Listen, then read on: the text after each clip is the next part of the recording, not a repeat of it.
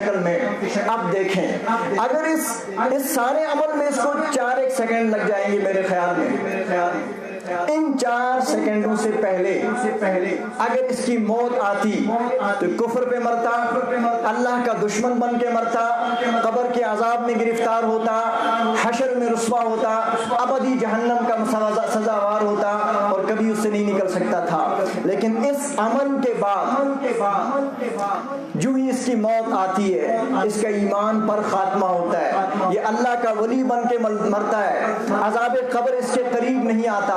حشر کے میدان میں جہاں کچھ لوگ پیدل چل رہے ہوں گے، کچھ کو منہ کے بل گھسیٹ کر لیا جائے گا، اس کے لیے سواری کا انتظام کیا جا رہا ہوگا، اور جب نامہ اعمال دیے جائیں گے، اس کا نامہ اعمال دائیں ہاتھ میں عطا کیا جائے گا، اور آخری فیصلہ جب ابدی کامیابی کا فیصلہ رب فرمائیں گے، اسے جنت کا پروانہ مل جائے گا۔ اب سوال پیدا ہوتا ہے، ایک انسان نے 100 سالہ زندگی اپنی مرضی کے مطابق گزار دی، اس کے بعد نہ اس نے کوئی نماز پڑھی، کچھ نہیں کیا، مان لیتے ایمان دل سے قبول کرنے اور ایمان کے کلمات کو زبان سے ادا کرنے کے بعد اس کی موت آ گئی تو اس کی جہنم جنت میں تبدیل ہو گئی اور اللہ سے دوری اللہ کے قرب میں تبدیل ہو گئی۔ یہ ایسا کیا ہو گیا؟ سب کا یہی جواب ہوگا، اصل میں یہ ایمان کی عظمت ہے، دل میں ایمان کی حقیقت کا اتر جانا اور زبان سے ایمان کے بول کا ادا ہو جانا، یہ اتنی بڑی نعمت اور یہ اتنی عظیم چیز ہے کہ انسان کو ابدی جہنم سے نکال کر کے جنت میں پہنچا دیتی ہے۔ ایک بات اب 100 سالہ زندگی میں جو گناہ اس نے کیے تھے، جو نافرمانیاں کی تھیں، رسول اللہ صلی اللہ علیہ وسلم نے ارشاد فرمایا، ان الاسلام یہدم ما کان قبلہ، ایمان اور اسلام قبول کرنے کے نتیجے میں اس کے 100 سالہ ساری نافرمانیوں پر ایک ایسا جھاڑو پھر جائے گا کہ وہاں کوئی بھی خطا اور گناہ باقی نہیں رہے گا۔ لیکن حضرات یہ بات سننے کے بعد سب کے دل میں شکر کے جذبات پیدا ہو رہے ہوں گے کہ اللہ آپ کا شکر ہے کہ 100 سالہ کافر جس نعمت کو حاصل کرنے کے بعد اتنی بڑی نعمتوں سے اور ابدی کامیابیوں سے نوازا جا سکتا ہے، ہمیں تو بغیر مطالبے کہ آپ نے شروع سے یہ نعمت عطا فرمائی ہے، یقیناً اللہ کا فضل ہے، الحمدللہ۔ لیکن حضرات تصویر کا ایک دوسرا رخ بھی ہے، اللہ عظمت والے ہیں، اور جب اللہ کی عظمت کے خلاف کوئی کام انسان کرتا ہے، اللہ کی ذات کا جو حیا ہونا چاہیے اس کے خلاف کوئی کام انسان کرتا ہے یا کوئی اور ایسی حرکت کرتا ہے جس کے نتیجے میں اللہ یہ فیصلہ لے لیتے ہیں کہ تیرا ایمان اب تیرے پاس باقی رہنا نہیں ہے اور تو اس لائق نہیں رہا کہ تیرے سینے میں اس ایمان کی نعمت کو رکھا جائے، تو انسان پھر ایمان کی نعمت سے محروم ہو جاتا ہے۔ اب جو اصل میں سمجھانا چاہوں گا، جس طرح 100 سالہ کفر سے آراستہ انسان ایک لمحے میں ایمان کی حقیقت کو قبول کرتا ہے اور زبان سے ایمان کے الفاظ ادا کرتا ہے تو اس کا سارا کفر مٹ جاتا ہے اور یہ ایمان سے سرفراز ہوتا ہے۔ ٹھیک اسی طرح بعض اعمال ایسے ہیں، بعض حرکتیں ایسی ہیں اور بعض اقوال یعنی باتیں ایسی ہیں کہ جب ایمان والا جس کو شروع سے ہی اللہ نے ایمان کی نعمت دے رکھی ہو اور 100 سالہ تہجد گزار ہو، تلاوت پڑھنے والا ہو، روزہ رکھنے والا ہو، ساری زندگی اطاعت شعاری میں گزار کے آ رہا ہے، اگر اس بندے نے کچھ ایسی حرکات کر دی، وہ حرکات کر دی یا وہ باتیں زبان سے ادا کر دی جن کے نتیجے میں اللہ جیسے پہلے ایمان کے بولنے کی نتیجے میں اس کے کفر کو مٹاتا ہے اور مٹا دیتا ہے، اسی طرح کفر کے کلمات زبان پر لانے سے اس کے ایمان کی نعمت کو چھین لیتا ہے۔ اس کا مطلب یہ ہے کہ ہمیں ضرور اس بات کی طرف توجہ دینی ہوگی کہ یا اللہ وہ کون سی ایسی حرکتیں ہیں اور کون سی ایسی باتیں ہیں، کون سی ایسی چیزیں ہیں جو انسان جب اس کا مرتکب ہوتا ہے فوراً ایمان سے محروم ہو جاتا ہے اور اس کے بعد اگر اس کی موت ہو جائے فوراً یہ کفر پر مرتا ہے 100 سالہ تہجد اس کے کام نہیں آتے، اگر اس کا نکاح ہوا ہو تو نکاح بھی ٹوٹ جاتا ہے، اور پھر اگر جنازے کا وقت آئے تو اس کا جنازہ پڑھنا بھی جائز نہیں ہوتا، اور مسلمانوں کے قبرستان میں دفن کرنا بھی جائز نہیں ہوتا۔ اب چند ایک باتوں کی طرف میں اشارہ کروں گا۔ سب سے پہلی بات، جو چیز، جو حرکت یا جو بات اللہ کی شان کے خلاف ہو، اللہ کی شان کے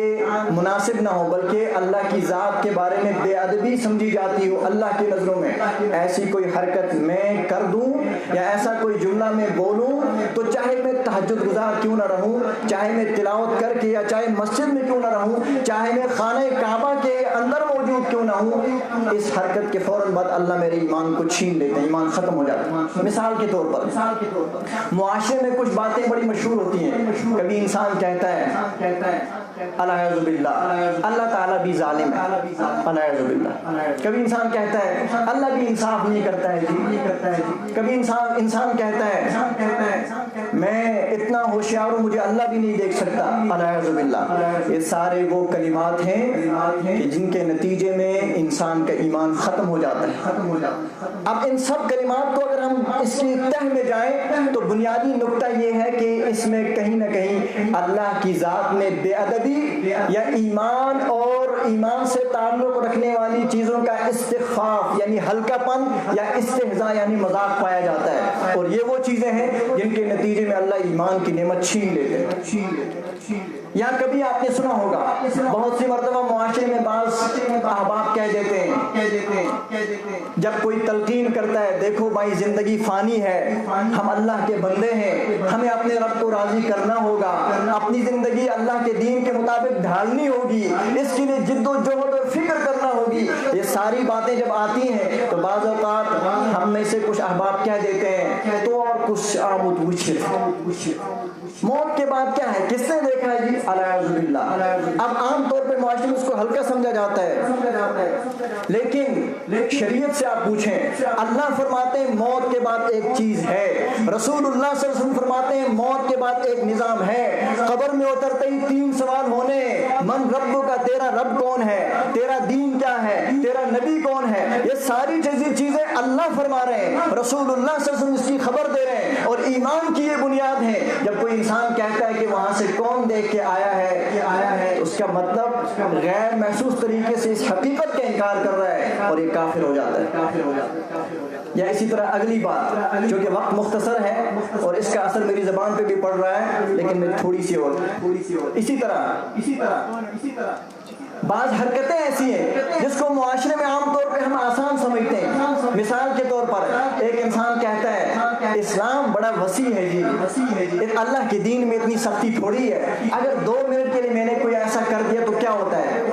کیا کر دیا۔ کبھی کہتا ہے میں آج تک اپنے بستی میں جتنے بھی دلہا آتے رہے ہر ایک کے گلے میں ہاتھ ڈالتا رہا، میرا ایک دوست ہے جو غیر مسلم ہے، آج ان کے ہاں ان کا تہوار ہے اور اس نے کہہ دیا چلو ان کے ہاں مورتی پہ آج تھوڑا سا ایک ہاتھ ڈالنا ہے، میں نے بھی اگر 2 منٹ کے لیے میں نے بھی ڈال دیا کیا فرق پڑے گا۔ اسلام کہے گا آپ نے اگر ہار اٹھا کر کسی غیر اللہ کے گلے میں ڈالا، کسی بت کے گلے میں ڈالا، اسی وقت آپ کا ایمان ختم ہو جائے گا۔ یا اسی طرح آپ نے کوئی ٹیکا یا اس طرح کا کوئی نشان جو کسی غیر